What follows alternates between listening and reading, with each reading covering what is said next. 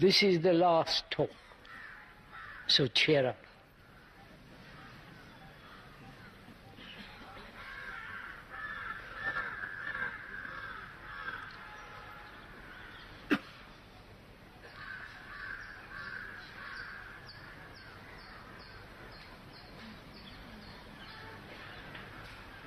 There are many things to talk over together this evening. And I hope we shall have time for it.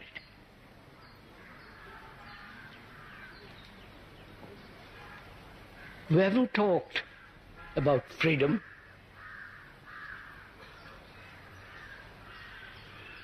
about the whole sensory activity which is centered in the brain. We have not talked about the ending of fear and the pursuing of pleasure and the ending of sorrow, and what it is, that world which has been so spoiled, love, and also a mind that's religious, death, and again that much abused word, meditation. We've got a lot of ground to cover, and I hope we can do it by all of us thinking over, talking over together, not merely listening to the speaker.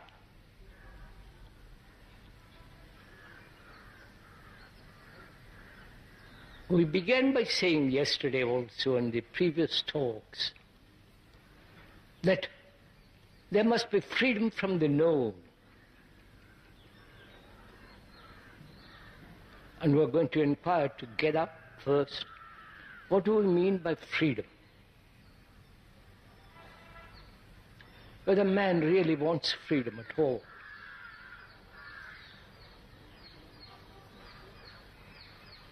Many volumes have been written about freedom, various revolutions that have been started to bring about freedom to man, ending up in terrible bureaucracy and so on. And also, whether on earth, here, living this life of conflict and misery and confusion, we can never have freedom. We think freedom exists when we have choice to move from place to place, from job to job, from one career to another. That gives us the impression that we are free. Free to choose, free will, and so on. And we should really inquire together, what is freedom? How vital it is in our life, whether we demand freedom, and when there is such disorder created, not only in this part of the world but elsewhere, each individual, each person thinking he's free to do what he likes, and so bringing about a great deal of disorder, chaos. So one must, well, if we could together, inquire, what is freedom? And also, we'll inquire also into what is, if it is at all possible, to be free from the known.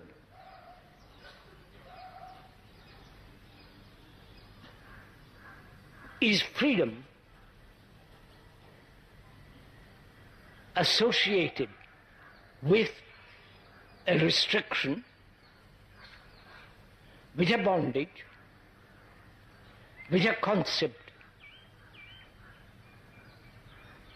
with suffering? Is there a freedom totally independent, not associated with any cause or with any motive? Is there a freedom that is so complete, total? We only know freedom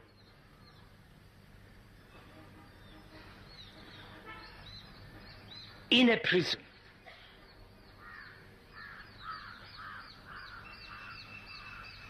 Being imprisoned in a family with all the troubles of family,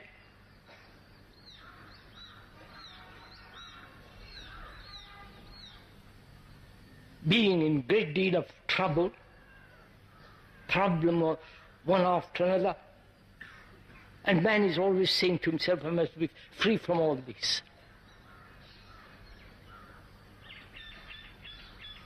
So his idea of freedom is from something. From restraint, from pain, both physical and psychological. Freedom from anxiety and so on and so on. Is not such freedom a reaction? If I am caught in great deal of trouble, I want to be free of it. And that freedom is an escape or a reaction from the trouble I am in. And for most of us, that's what kind of freedom we want. From something. Or being in something, having freedom there. Like a man in a prison, he's free in the prison. If you call that freedom. So, is there a freedom which is totally unrelated,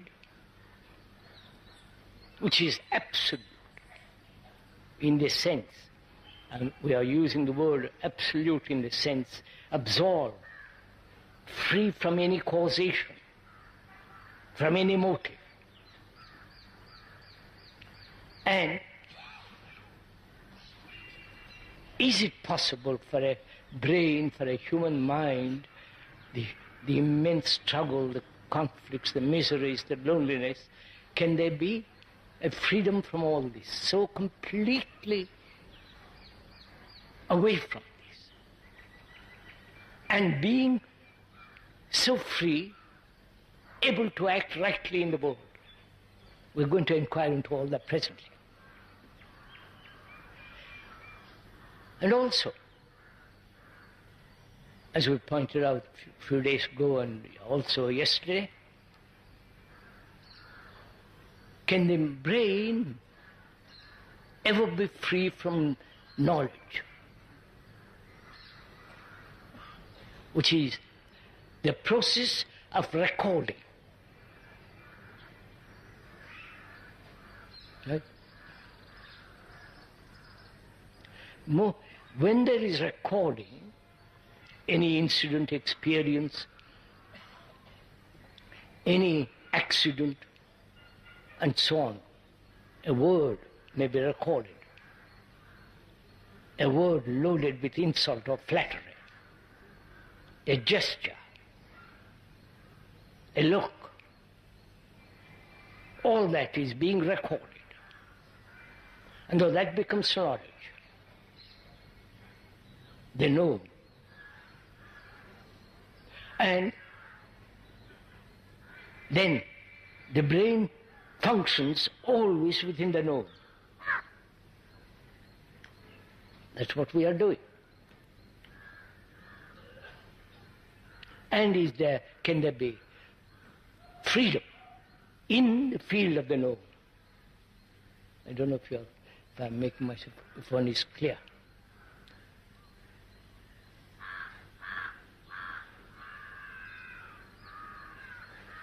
To go on with all this?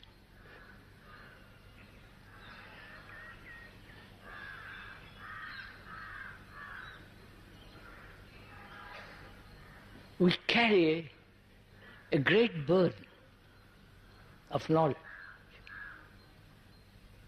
of hurts, of insults, of various emotional, psychological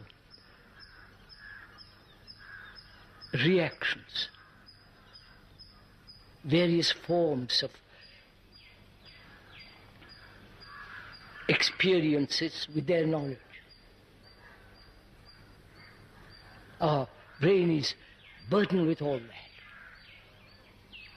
Not only the academic knowledge, the knowledge which we acquire through mathematics and so on, but also the whole psychological world which is loaded with knowledge. They know.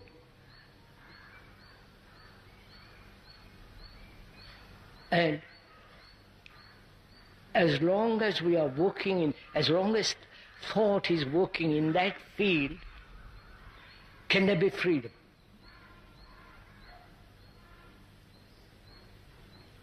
And is freedom from the known? You understand, when we use the word known, all the psychological knowledge that one has acquired, all the various forms of emotional, intellectual gatherings which have become our knowledge, stored up in the brain. And as long as our action is limited to that, can there ever be freedom? I don't know if we are conveying this at all.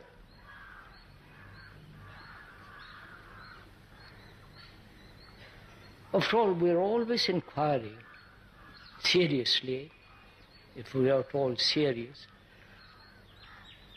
whether the past, which is the accumulated knowledge of mankind, which guides us, shapes us, which brings about action that's always limited. And therefore, being limited, such action will invariably cause conflict, misery, confusion, and so on. One is always asking if it is possible to be free of the known, both the psychological known and the gatherings that one has accumulated through experience. I wonder if we are meeting each other. Are we? Please, as we said from the beginning of these talks, we are exploring together, examining together. This is real cooperation in which there is no instruction, in which there is no passing of information, ideas. We are both of us looking into the problem, which is, can the brain ever be free from the known? Except in the world of technological world, You understand? That is, the knowledge how to read and write, how to speak a language. When you become an engineer, that you have accumulated a great deal of knowledge about mathematics, stress and strain. If you are a physicist, you have acquired knowledge through 200 or 300 years of experimentation, hypothesis, and so on. There, you need knowledge. One needs knowledge to talk in English, or whatever language one has. We're not talking of such knowledge. We are talking about the psychological knowledge which we have gathered.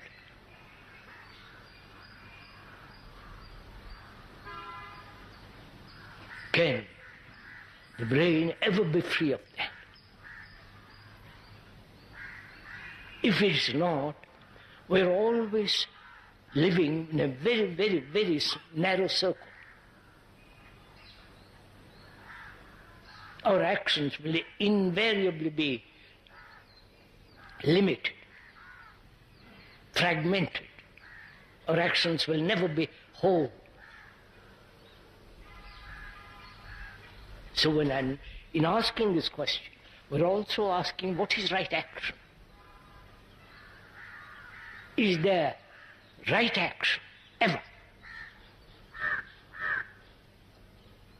Or must action always be limited? When we use the word right, one means whole, complete, not fragmented. That is, an action that is whole.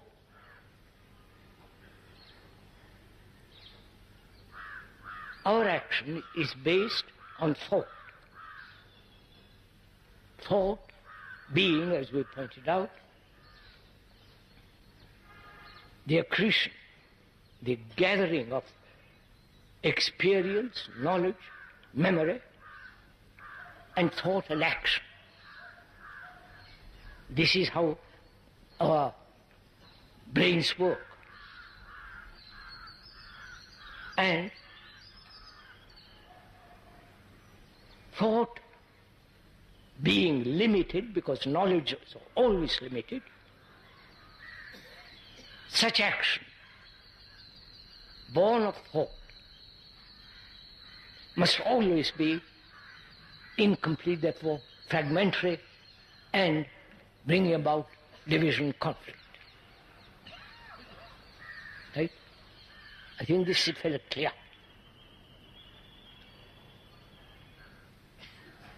Then what is right action? An action which is right under all circumstances, whether it's in the narrow limitations of a family,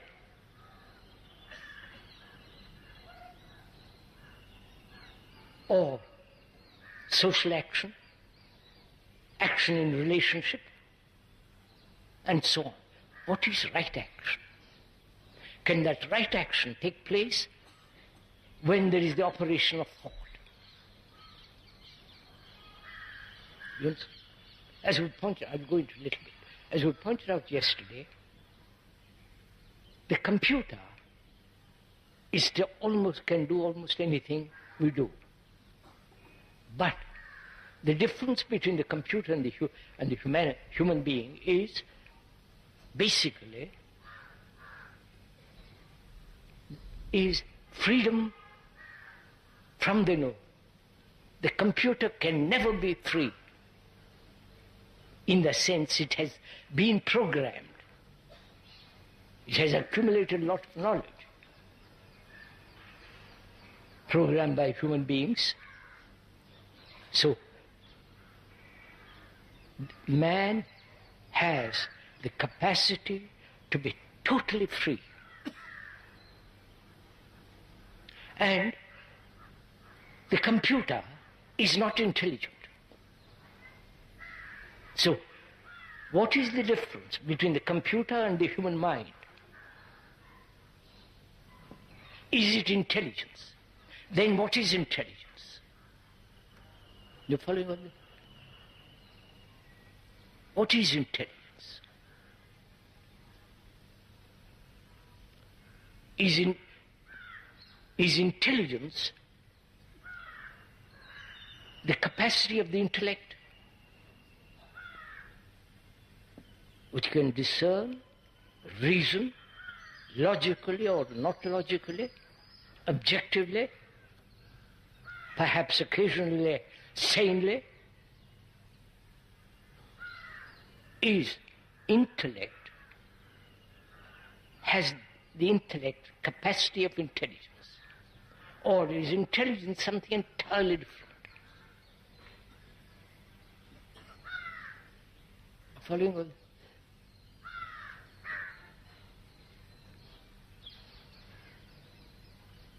Is intelligence matter of time? Please, time being accumulating knowledge, cleverness, capacity to think, and thought has its own activity which may be called intelligence. And is that intelligence? So what is intelligence?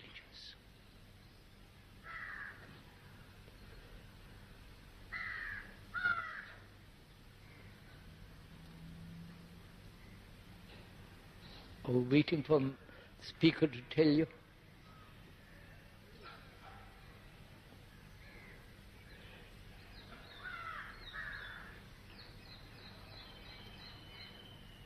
When you see a danger, physical danger, there is immediate response. Right? That response has been the result of previous conditioning. When you see a snake, cobra, there's instant response. And that response is the outcome of long tradition. But also the instinct to preserve the physical condition, that is self-preservation. That can also be called intelligence. But when we see psychological danger, right, we don't act instantly. For example, attachment, as we pointed out on several occasions, is corruption. Attachment to belief, to an idea, to a concept, to a conclusion. Attachment to a particular deity, attachment to husband, wife, attachment.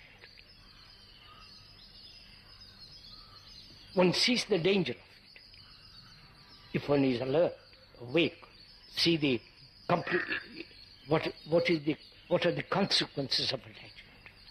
And yet we go on. We can explain, argue, investigate, analyze. But that analysis, investigation, has very little value.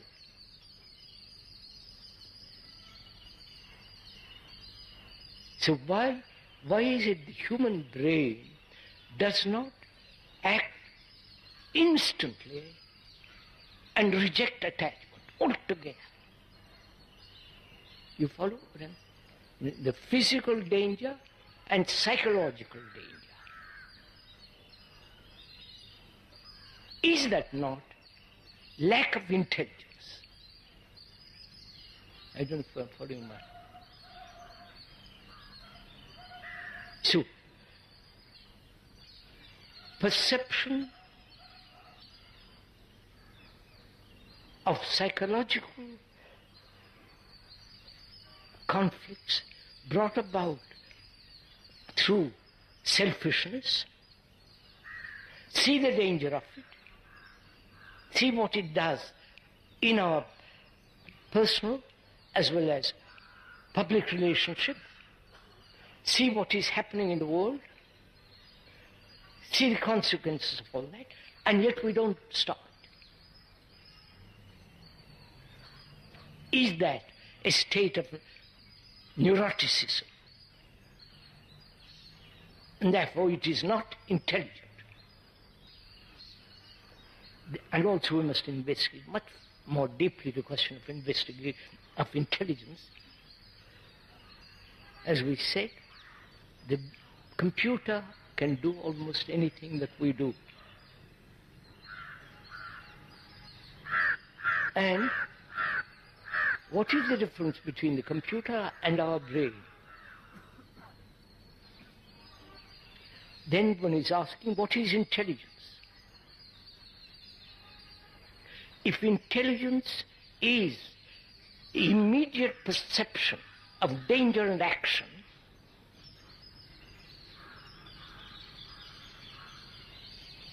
then we are unintelligent. Right? I don't know if you... So,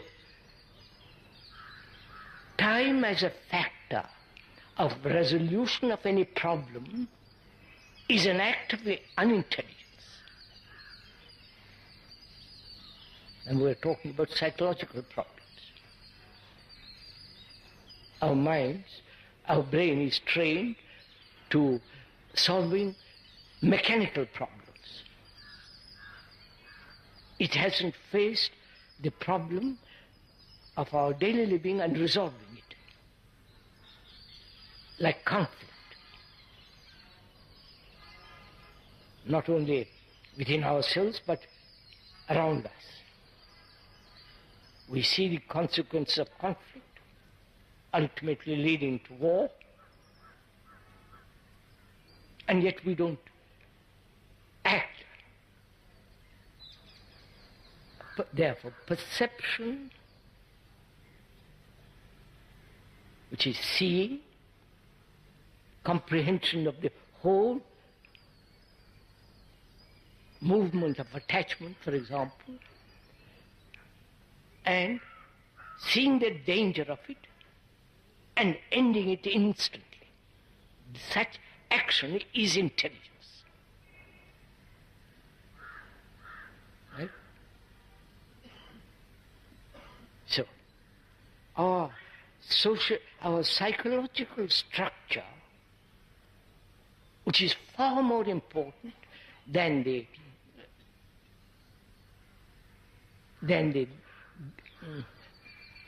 government laws, the superficial structures and of establishment, organizations, all that is overcome by our psychological demands.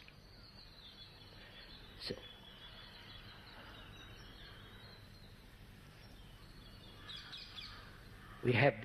man has the capacity to have this intelligence, to have an insight into something and acting instantly. Can we do that? Is it possible for us to do that? Right? Which means, you see the nature of fear, how fear arises. Shall we go into that?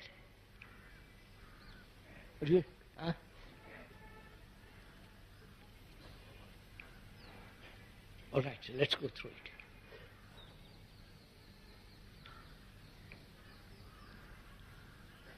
it. In analyzing, I won't use that word. In examining, which is different from analyzing, let's be clear. Analysis implies there is an analyzer and something to be analyzed. Right? I analyze my reactions.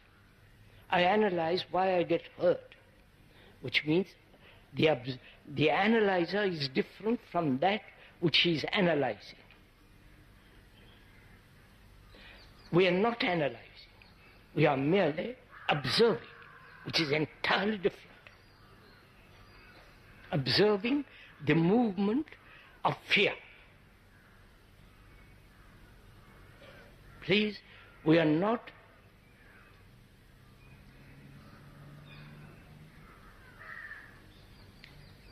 dividing ourselves into examiner and the examined, the thinker and the thought, but examining, looking, observing what is fear, right? Which is entirely different from the analysis of fear, right? I wonder if can we go on from there? What is fear? Which man throughout the ages has borne with, burden. These physical fears, which are natural, as we pointed out when you meet it at Cobra, but we're talking about psychological fears. How they arise. Why? We haven't at all ended them. Why the brain is not free of psychological fears.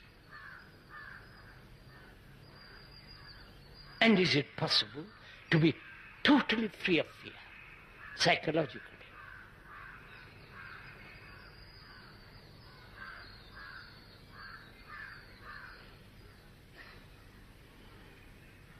Is fear a movement of time?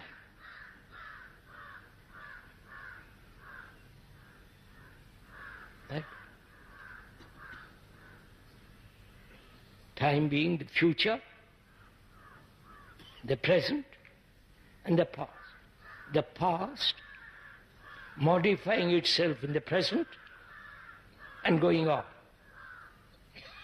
That is, fear of being hurt psychologically. Right? And keeping that hurt, holding on to it. And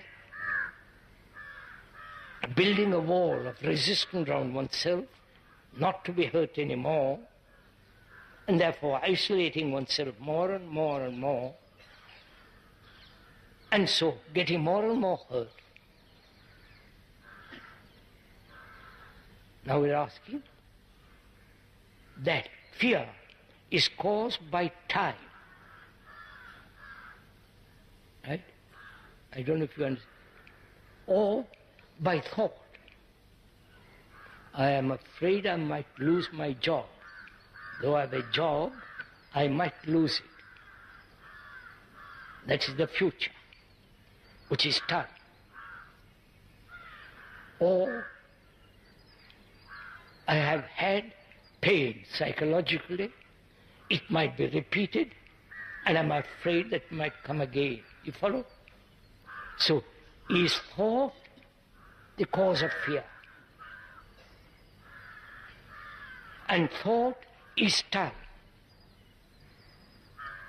Thought is a material process, and time is also a material process. I wonder if you follow this. No, sir.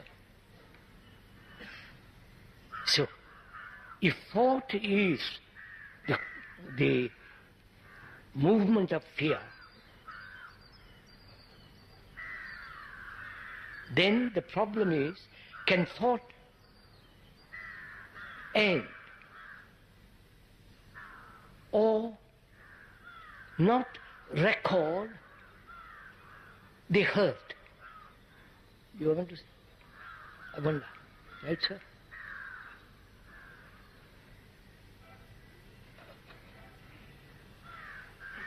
The brain has recorded the hurt. The hurt is brought about because I have an image about myself, and you come and tread on it, and I get hurt. I, being the image which I have created about myself, right?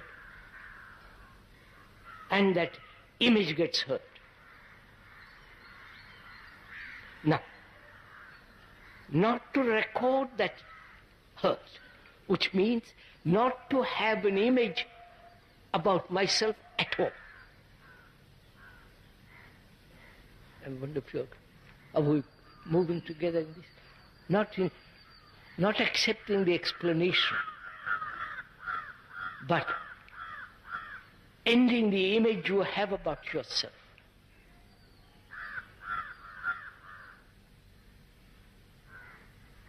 Right?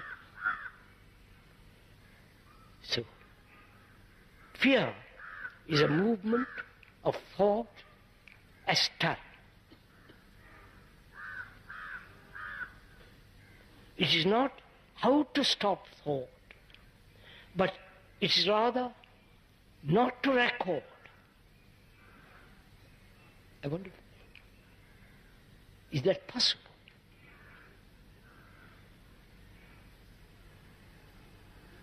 Because our reactions are so quick. You call somebody an idiot, there is immediate response from him.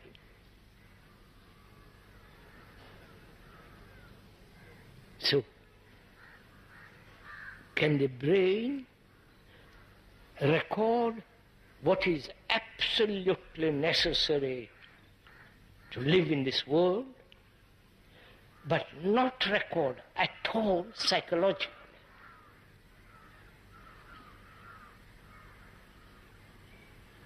You understand? Please understand the question first. We must record technological knowledge, how to drive a car, language we use, and so on, so on, so on. But why should the psychological world, that is my image and all that, record at all?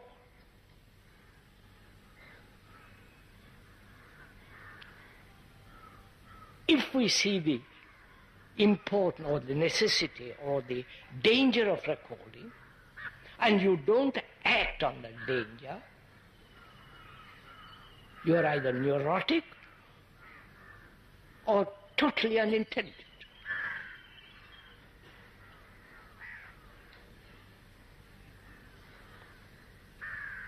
That is, most of us are vain, proud about some footling thing or other, about our knowledge, our position, our capacity to argue. Pride of possession. Now, can that pride, which creates such extraordinary conflict between people, a form of ruthlessness, can that end? Which doesn't mean that we cultivate humility. You cannot cultivate humility. If you do, that is vanity.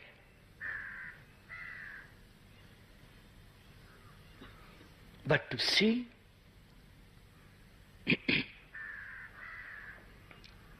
that pride, the sense of, what pride is, you don't have to go into it.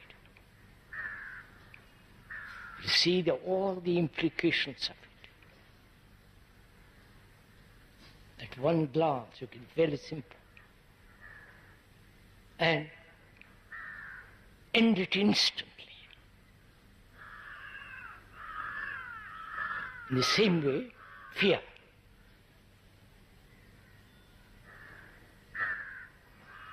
So the brain is the psychological structure which is centered in the brain through sensations.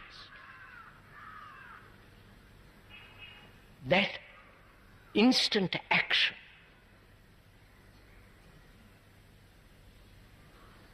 frees the brain from the continuance of fear.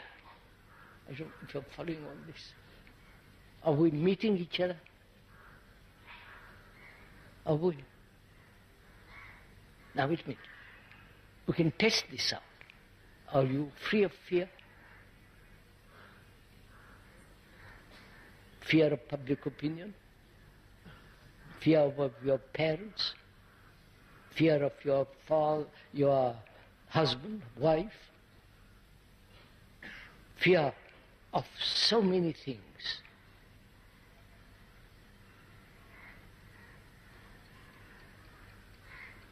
Which is, will you trim the tree of fear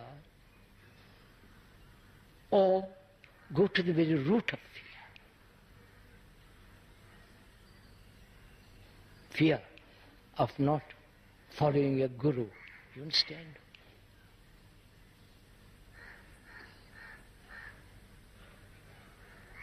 Fear of your gods. Fear of not doing the right thing, becoming respectable. You understand? Will you take one branch after another branch, or go to the very root of all fear, which is time and thought? Now, can we see that? Not an abstraction of it as an idea. Please do listen to this. Not as an idea, but see the fact of it, the actuality of it.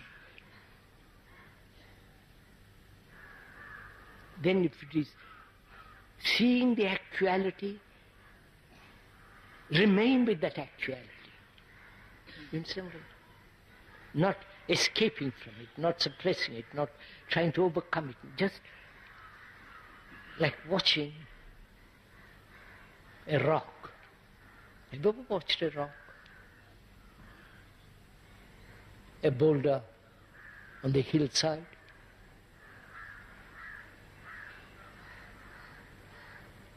It doesn't move. But though it does its own vitality and so on, that's a different matter. It doesn't move. So in that same way, watch. Observe the whole movement of fear. Watch it without any sense of deviation. Then one will find that fear goes away completely, psychologically. Or, put it on the other way, you have physical pain, dentists or various forms of physical pain. That pain is recorded. And from that record, there is fear that it might occur again. Now, when you have pain, watch it, observe it. Don't say I must detach myself from all. Just watch the pain.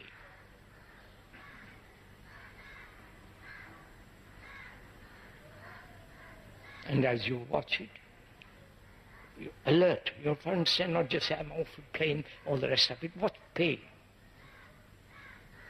And it won't be recorded if you're watchful. So,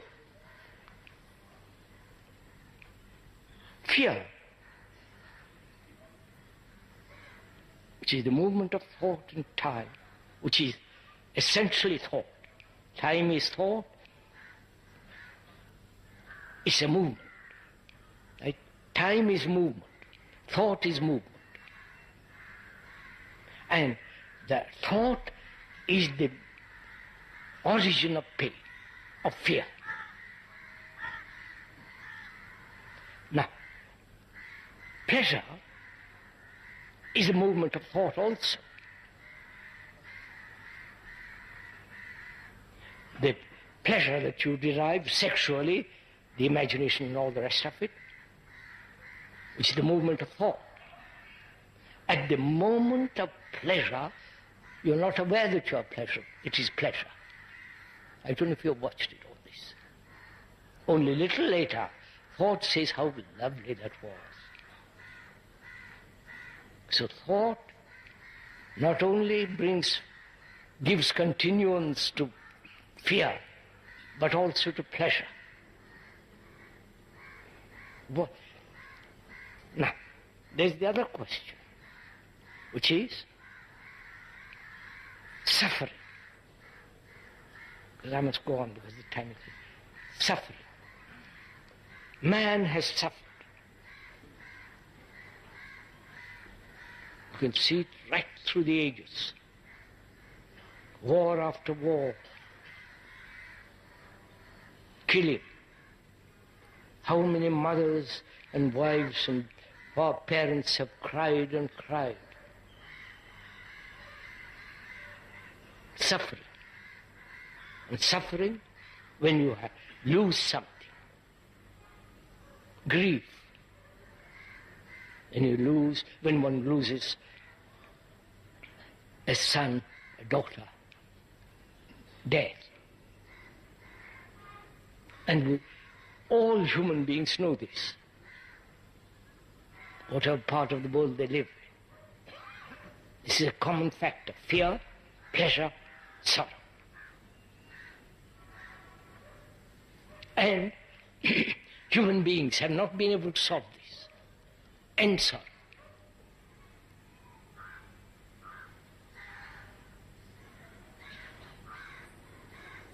What is sorrow? Why do human beings go through tortures?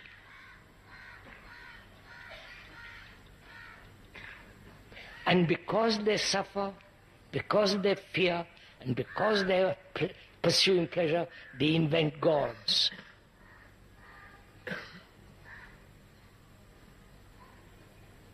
Right? Because we have not been able to solve it.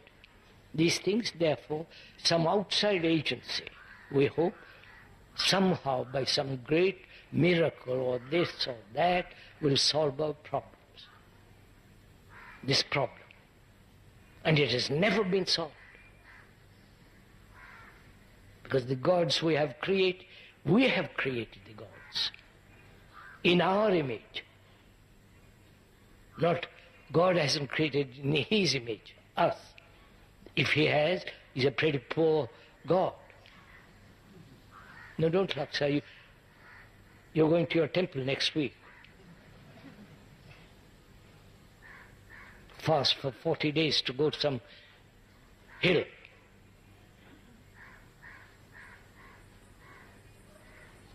So, fear is at the bottom of all this.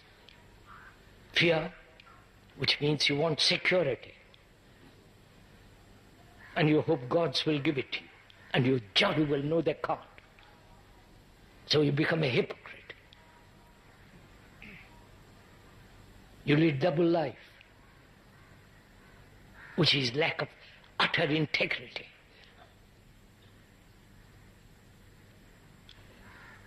So, what is suffering?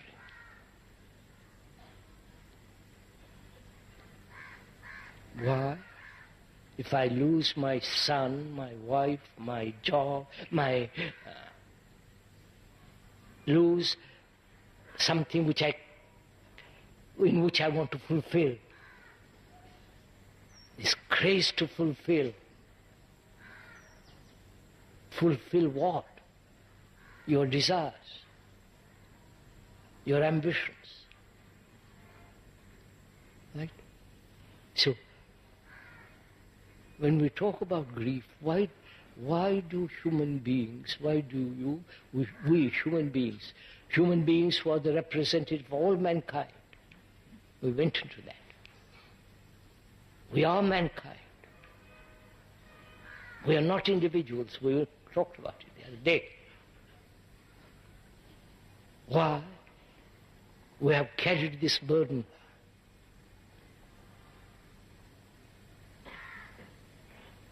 Is it a form of self-pity?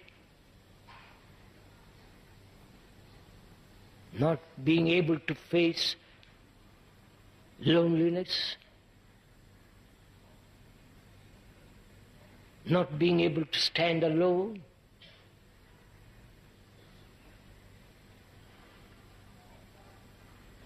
not having the capacity to look at things clearly and not get emotional about everything that we do.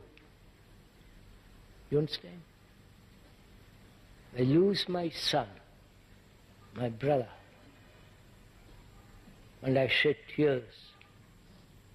Why? I'm attached to my son.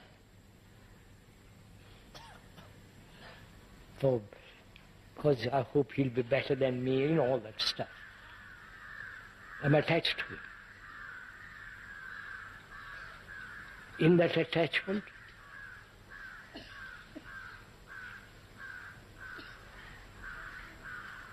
I've found comfort.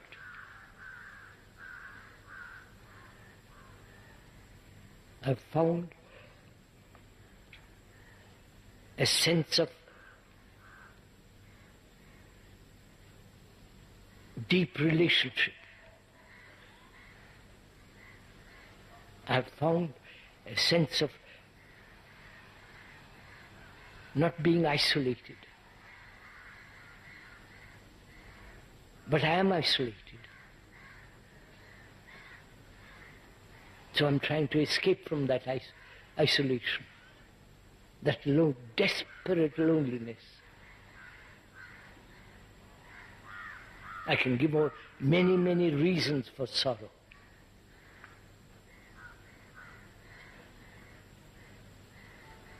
But the explanation, the cause, will not dissolve your sorrow. What will dissolve is to see what actually is taking place.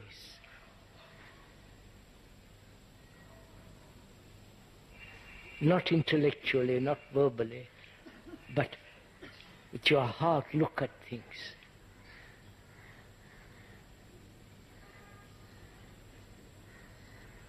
Without the ending of sorrow, one cannot have love.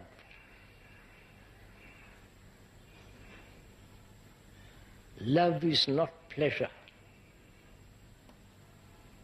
Love is not desire.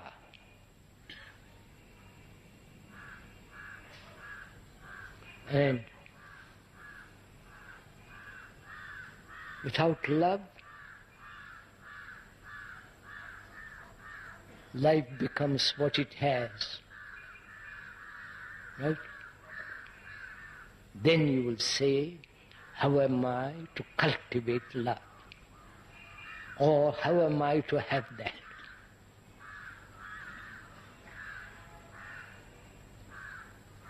To come upon that is a benediction which you cannot do anything about. All that you can do is to say what is not love. Your jealousy, your attachments, your ambitions, your greed, your beliefs, this self-centered activity. If that all that is not, the other is. But we don't want to be free of all that. We want all that plus the other. Right? And another question is death.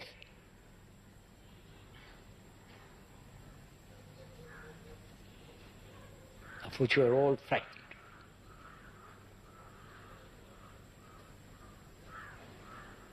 This is really a very important question to go into. Whether we're young or old. What is death? Is there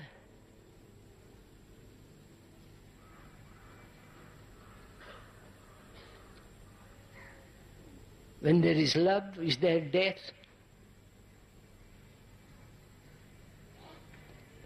Find out, sirs.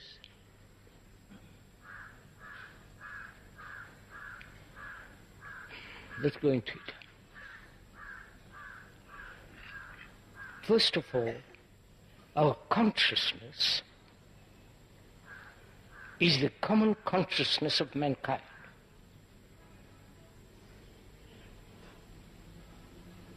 Our consciousness is our beliefs, our dogmas, our superstitions, our pains, our sorrows, our fears, our gods, all the things that we have accumulated as knowledge, the experiences,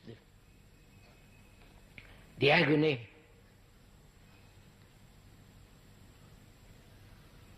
the depression, the anxiety, the isolation, the loneliness, the sense of deep sorrow, not only personal sorrow, but the sorrow of mankind. War after war, war after war. The sorrow of divided nations. The Arab and the Jew, the Hindu and the Muslim, the communist and the capitalist, and so on, so on, so on. All that's part of our consciousness. Right? That is our consciousness. It is consciousness of mankind, not your consciousness of mine or his. Because we all have innumerable problems. We all seek certainty.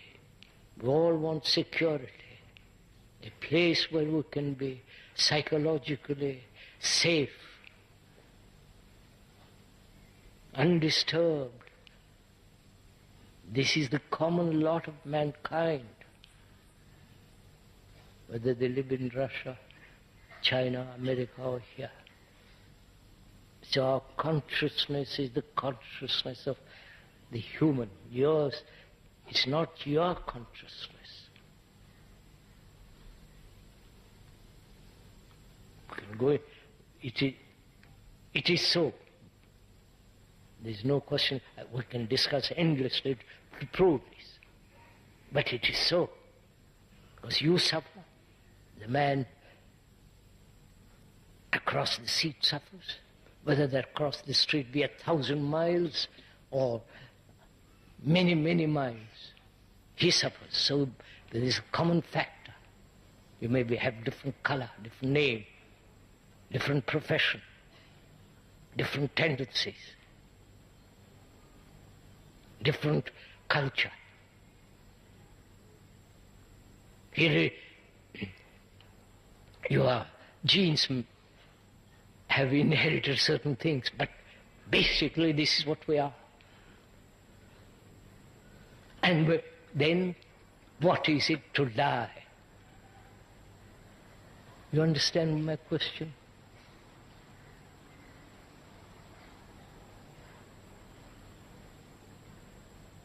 We think our consciousness is mine.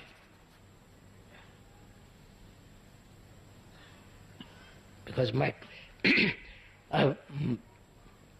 brain has been conditioned to think as though I was separate from everybody.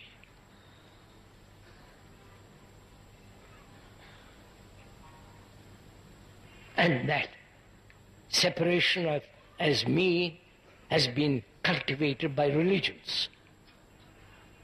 Personal salvation, personal enlightenment.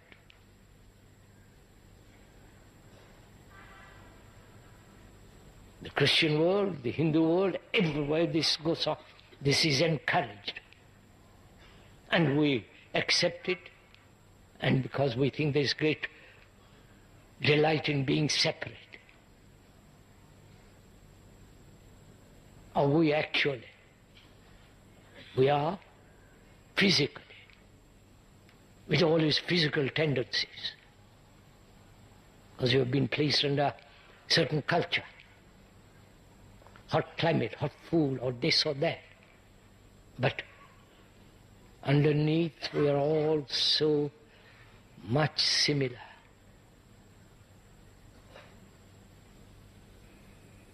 And when we say, what happens to me when I die? It's a wrong question.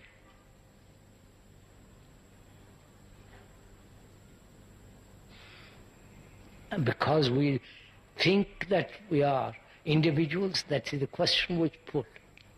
What will happen to me when I die? And so, you want comfort in a belief of reincarnation or this or that. So, but when you see the fact that we are so alike,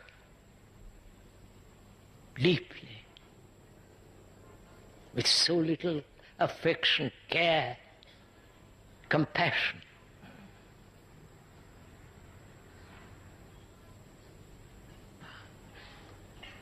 so death has no meaning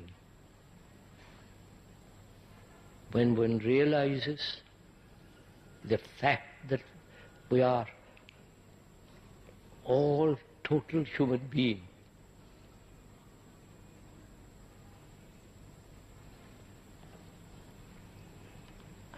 When I have time to go into this much more deeply, that's enough for the time. The other question is meditation.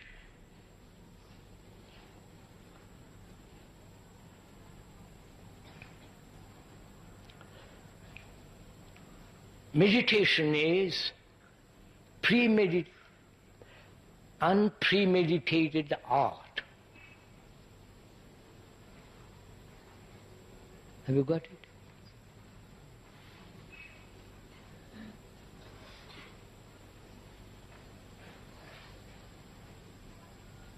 Am I right? I said meditation is unpremeditated art.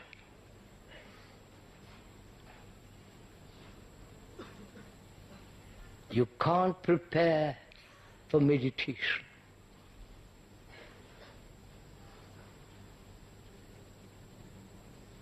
There is no system, no method. The system, the method is premeditated.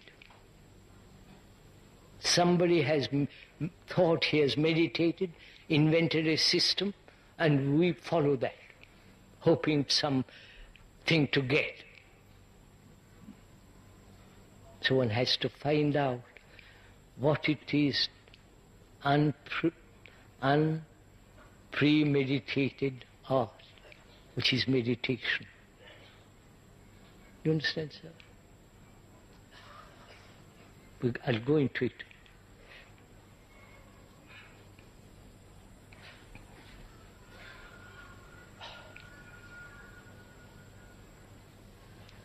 First of all, we can banish all the systems, all the methods, the postures, the breathing, forcing the mind, thought to control, and so on, so on. The controller is the controlled. Right? Thought creates the controller, and then the controller says, I must control thought in order to meditate, or rather, to meditate, which is so obviously silly.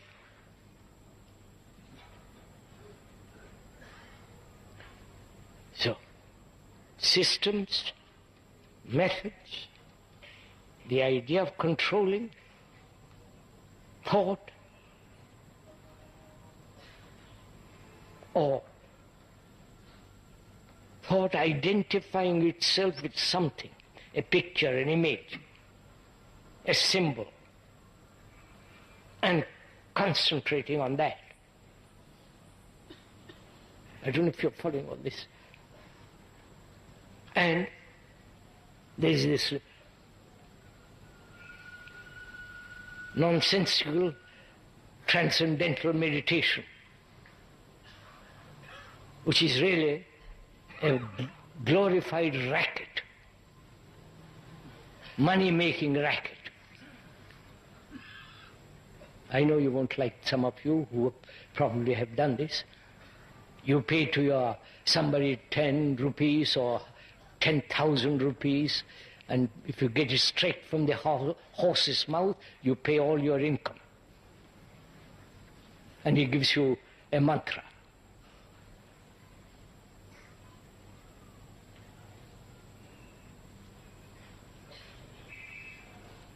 I've been told a mantra means, the root meaning and the depth of that word means ponder, consider,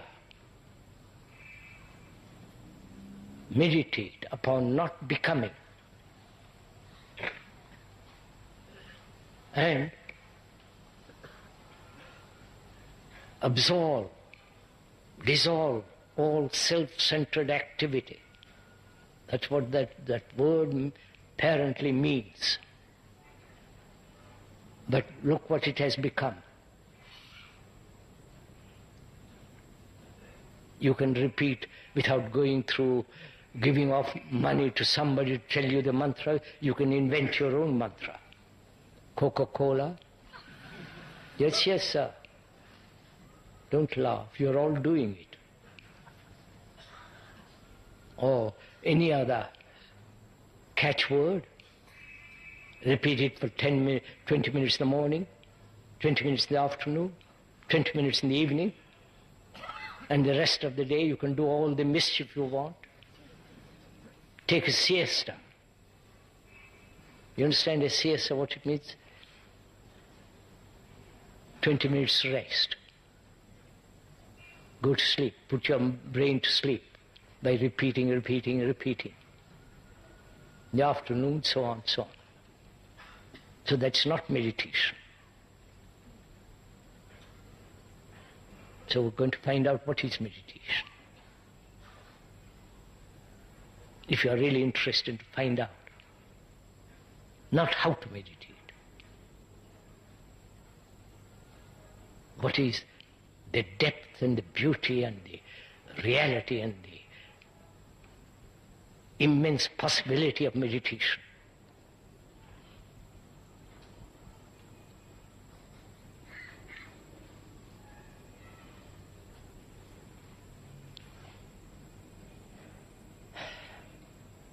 The word means ponder,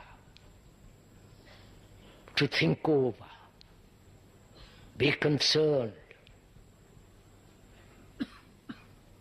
The dictionary meaning of that word.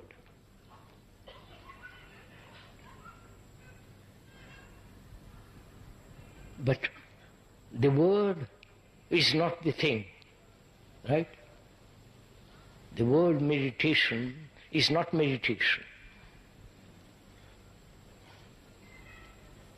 And why should one meditate at all?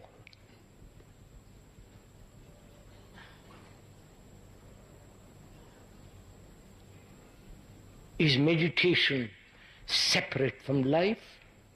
That is our daily living.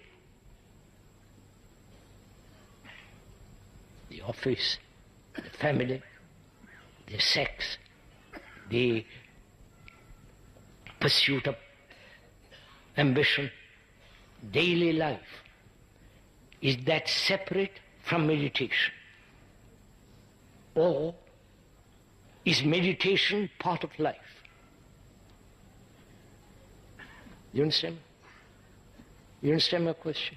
Part of life. If it is separate and you meditate in order to live better life, in order to be better, follow? Then You are imposing certain concepts on actuality,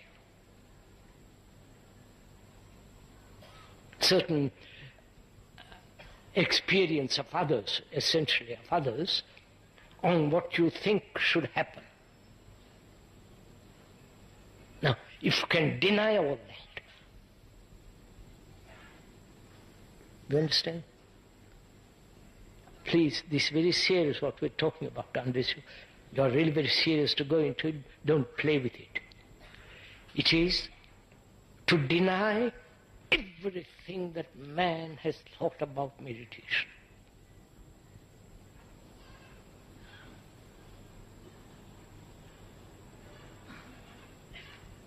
About silence, about truth, about eternity, whether there is a timeless state and so on. To be free of other people's knowledge completely.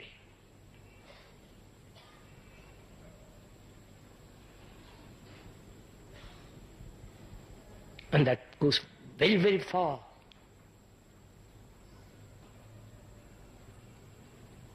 That is, to deny your gods, your sacred books, your tradition, your beliefs, everything wiped away, because you understand they are the result of thought.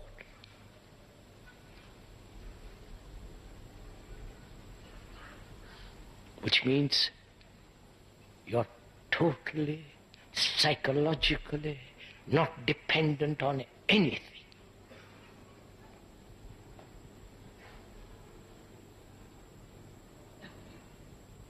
Which means you are free of fear.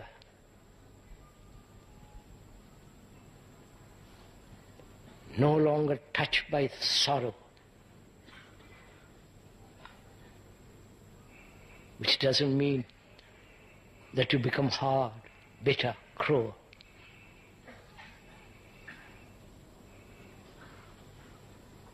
And without love and compassion, there is no meditation. So life, living every day in this world, which is corrupt beyond words, which is immoral,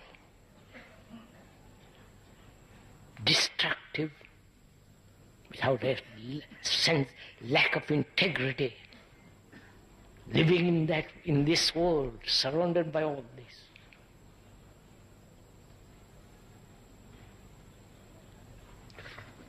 To have that sense of total freedom, which is absolute freedom. Because you have denied everything that man has thought out, except technological world. I don't have to repeat that over and over again. Because then you are the mind, then you enter into quite a different dimension, which is the mind. Not you enter, there is the mind.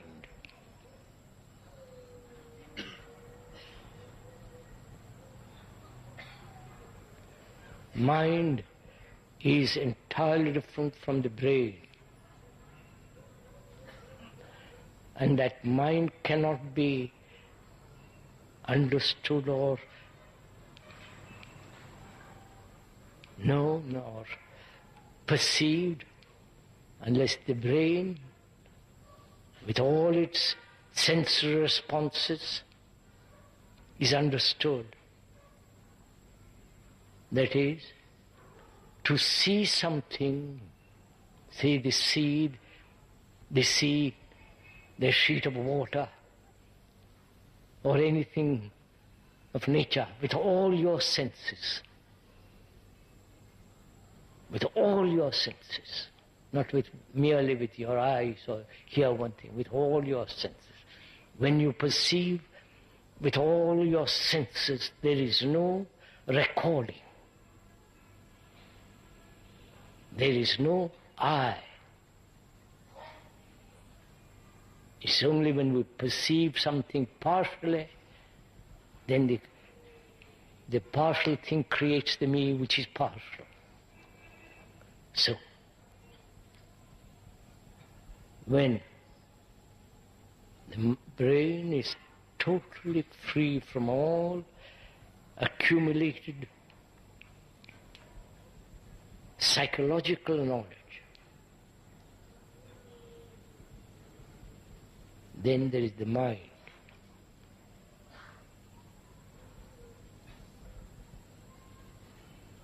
I won't go into that. Then that becomes a theory. You understand? Unless one has done all this, actually, you can test it out. You can see it in your daily life. If that is not tested out in daily life, it is not worth it. So when there is this absolute denial of all the psychological accumulation, then the mind, when the brain becomes very quiet,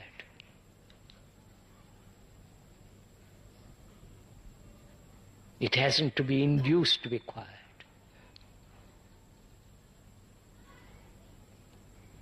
Then illumination is not an experience.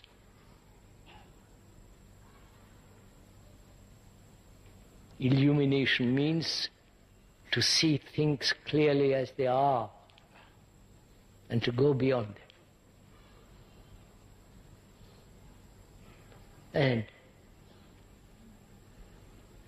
in our lives there is very little beauty.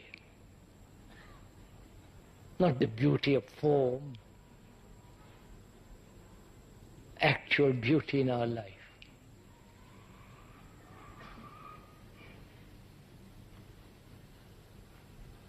And that beauty cannot exist without love.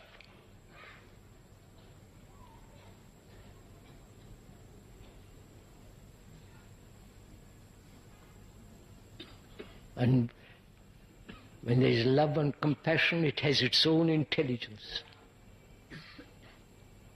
That intelligence acts, which is whole, which is right action. All this is meditation. And there is immense beauty in it.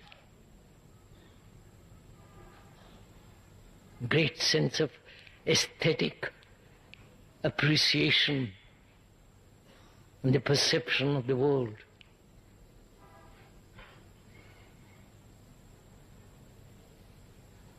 And in that there is great benediction, not from your gods,